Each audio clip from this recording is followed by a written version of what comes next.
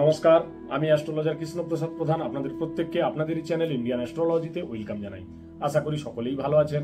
আজকে আলোচনা করব সিংহ রাশির জাতক জাতিকাদের 2024 সালের এপ্রিল মাস কেমন যাবে, মাসিক রাশিফল সম্পূর্ণ বিস্তারিত আলোচনা করব। তাই সিংহ রাশি যারা তারা তো দেখবেনই, সিংহ লগ্ন যারা তারাও দেখবেন, এবং রাশি লগ্ন যাদের সিংহ তারা অবশ্যই ভিডিওটি স্কিপ না করে সম্পূর্ণ মনোযোগ সহকারে দেখতে থাকুন।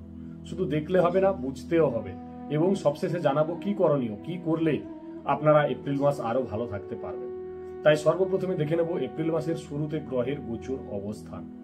রাশির দ্বিতীয় ভাব অর্থাৎ কন্যা রাশিতে বসে রয়েছেন কেতু, এবং সপ্তম ভাব অর্থাৎ কুম্ভ রাশিতে বসে রয়েছেন শনি এবং মঙ্গল। অষ্টম ভাব অর্থাৎ মীন রাশিতে বসে রয়েছেন রবি, শুক্র, রাহু, এবং নবম ভাব অর্থাৎ মেষ রাশিতে বসে রয়েছেন দেবগুরু বৃহস্পতির সাথে বুধ। এটা গ্রহের গোচরের উপরে রাশি ভিত্তিক আলোচনা, কারো ব্যক্তিগত জন্মছক নিয়ে কিন্তু এই আলোচনা নয়, কারণ আপনার জন্মছকে কি রয়েছে তা কিন্তু আমি জানি না। এটা সিংহ রাশির জাতক জাতিকাদের গ্রহের গোচরের উপরে ওভারঅল একটি প্রেডিকশন। তাই সর্বপ্রথমে দেখব স্বাস্থ্য কেমন যাবে। স্বাস্থ্য আমরা মূলত বিচার করব রাশিপতি থেকে, অর্থাৎ রাশিপতি আপনারা প্রত্যেকেই জানেন আপনাদের রাশিপতি হচ্ছেন রবি। রাশিপতি যখনই আপনাদের রাশিচক্রে ষষ্ঠ ভাব, অষ্টম ভাব এবং দ্বাদশ ভাবের উপর দিয়ে গোচর করেন, তখন কিন্তু আমাদের ইমিউনিটি সিস্টেম কমজোর হয়ে যায়, কিছু না কিছু প্রবলেম আসে। তাই রাশিপতি এপ্রিল মাসে বসে রয়েছেন অষ্টম ভাবের উপরে, অর্থাৎ মীন রাশিতে বসে রয়েছেন। যাদের জন্মছকে রবি অশুভ অবস্থানে রয়েছেন বা অশুভ গ্রহের দশা চলছে, যাদের হার্টের সমস্যা রয়েছে, বুক ধড়পড় হওয়া, বুকে ব্যথা অনুভব করা, এবং রবি শুক্র দারিদ্র দোষ তৈরি করেছে, তাই চোখ লাল হয়ে যাওয়া, চোখে জ্বালা জ্বালা ভাব অনুভব করা, এই ধরনের সমস্যায় কিন্তু আপনারা ভুগতে পারেন। কতদিন পর্যন্ত? 13ই এপ্রিল পর্যন্ত, কারণ 13ই এপ্রিলের পরে আপনার রাশিপতি অষ্টম ভাব থেকে নবম ভাবে গমন করবেন। অর্থাৎ স্বাস্থ্যের জায়গায় আপনাদের সচেতন থাকতে হবে 13ই এপ্রিল পর্যন্ত। এবারে দেখব শিক্ষা। শিক্ষা আমরা মূলত বিচার করব পঞ্চম ভাব থেকে। পঞ্চমপতি দেবগুরু বৃহস্পতি তিনি পুরো এপ্রিল মাসই নবম ভাবের উপরে থাকবেন। তাই নবম ভাব থেকেও আমাদের কিন্তু উচ্চশিক্ষার বিচার করা হয়, এবং নবম ভাব হচ্ছে ভাগ্যস্থান।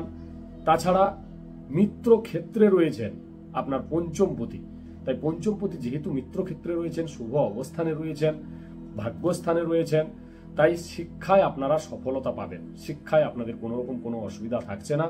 এপ্রিল মাসে যদি কারো এডমিশন থাকে, কারো এক্সাম থাকে, কেউ পড়াশোনার জন্য বাইরে যেতে চাইছেন, আপনারা অবশ্যই অনায়াসে করতে পারেন, কোনো অসুবিধা থাকছে না।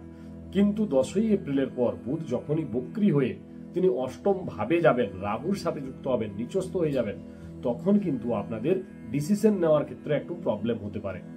তাই 10ই এপ্রিলের পরে খুব ভাবনা চিন্তা করে আপনাদেরকে কিন্তু ডিসিশন নিতে হবে শিক্ষার ব্যাপারে। এবারে দেখবো প্রেমজ রিলেশন। প্রেমজ রিলেশনও আমরা কিন্তু পঞ্চম ভাব থেকে বিচার করি। পঞ্চমপতি দেবগুরু বৃহস্পতি তিনি নবম ভাবের উপরে বসে রয়েছেন, ভাগ্যস্থানে বসে রয়েছেন। প্রেমজ রিলেশনের জায়গাটা কিন্তু আপনাদের ভালো দেখা যাচ্ছে এপ্রিল মাসে। কিন্তু আপনার রাশিপতি যেহেতু রবি তিনি অষ্টম ভাবের উপরে রয়েছেন, এবং পঞ্চমপতি তিনি কিন্তু নবম ভাবে রয়েছেন, অর্থাৎ রাশিপতির সাথে পঞ্চমপতির দ্বাদশ কানেকশন হয়েছে, এবং রাহুর সাথে বসে রয়েছেন আপনার রাশিপতি। তাই আপনার মধ্যে একটু সন্দেহ প্রবণতা থাকতে পারে, এবং আপনার ইগো এবং জেদের কারণে প্রেমজ রিলেশনে যৎসামান্য প্রবলেম হওয়ার সম্ভাবনা রয়েছে। কিন্তু সেই জায়গা যদি আপনারা কন্ট্রোল করতে পারেন, তাহলে কিন্তু আপনাদের প্রেমজ রিলেশনের জায়গা এপ্রিল মাস খুব ভালো রয়েছে। এবারে দেখব বিবাহিত জীবন। বিবাহিত জীবন আমরা বিচার করব সপ্তম ভাব থেকে। সপ্তমপতি শনি তিনি সপ্তম ভাবের উপরে বসে রয়েছেন, এবং সাথে বসে রয়েছেন মঙ্গল। মঙ্গল এবং শনি 20 দোষ তৈরি হয়েছে।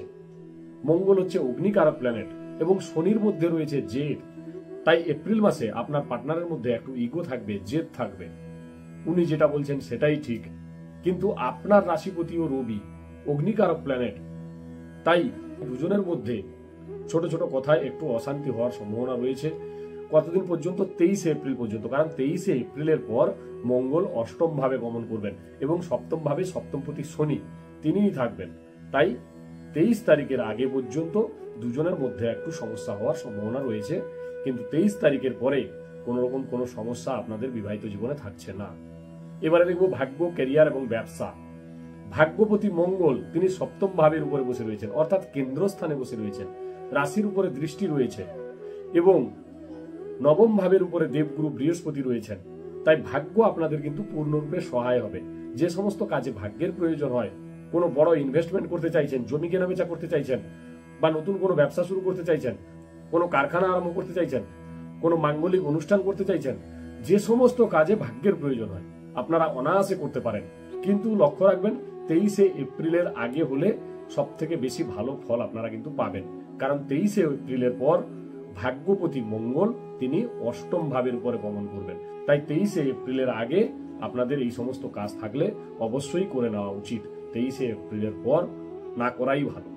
এবারে দেখবো ক্যারিয়ার প্রতি শুক্র তিনি অষ্টম ভাবের উপরে বসে রয়েছেন, রাশিপতির সাথে বসে রয়েছেন এবং তুঙ্গ ক্ষেত্রে বসে রয়েছেন। যেহেতু তুঙ্গ ক্ষেত্রে রয়েছেন, আপনারা কর্মের জায়গায় নিখুঁত ভাবেই কর্ম করার চেষ্টা করবেন, কিন্তু তবুও কোথাও না কোথাও কোনো না কোনো কারণে বসের সাথে মনোমালিন্য, বসের সাথে একটু অ্যাডজাস্টমেন্টের কিন্তু প্রবলেম হবে। কতদিন পর্যন্ত? 13ই এপ্রিল পর্যন্ত। কারণ 13ই এপ্রিলের পরে যখনই রাশিপতি তিনি নবম ভাবের উপরে গোচর করবেন, তখন কিন্তু কর্মের জায়গায় আপনার কোনো রকম কোনো সমস্যা থাকবে না এবং কর্মের জায়গায় আপনার ভালো হবে। তাছাড়া 24শে এপ্রিল শুক্রও কিন্তু নবম ভাবে যাচ্ছেন, অর্থাৎ দশমপতি নবম ভাবের উপরে যাচ্ছেন। কোনো প্রমোশন হওয়ার থাকলে প্রমোশন হতে পারে, কর্মে কোনো চেঞ্জ আসতে পারে, কোনো বড় পরিবর্তন আসতে পারে আপনাদের। এবারে দেখবো ব্যবসা আমরা মূলত বিচার করব সপ্তম ভাব থেকে। সপ্তম ভাবের উপরে বসে রয়েছেন শনি এবং মঙ্গল। শনি সক্ষেত্রস্থ অবস্থায় রয়েছেন, তাই ব্যবসার জায়গায় আপনার কিন্তু ভালো হবে, কারণ শনি নিজের ঘরে রয়েছেন। জন্ম রাশি চক্রে যদি শনি শুভ অবস্থানে থাকেন, তাহলে অবশ্যই আপনারা কিন্তু শুভ ফল পাবেন, আপনাদের ডেইলি ইনকাম বৃদ্ধি পাবে। মঙ্গলও বসে রয়েছেন, আপনার চতুর্থপতি নবমপতি ব্যবসার স্থানে বসে রয়েছেন, তাই ব্যবসায় আপনারা শুভ ফল পাবেন, ব্যবসায় আপনাদের ডেইলি ইনকাম বৃদ্ধি পাবে, ব্যবসার জায়গাটা মোটামুটি ভালো লক্ষ্য করা যাচ্ছে। কি করবেন, কি করলে আরো ভালো থাকতে পারবেন? প্রত্যহ রবির বীজ মন্ত্র যোগ করুন, সূর্যদেবকে অর্ঘ্য প্রদান করুন, হনুমান চাল্লিশা পাঠ করুন, ওম নমঃ শিবায় মন্ত্রের জপ করুন।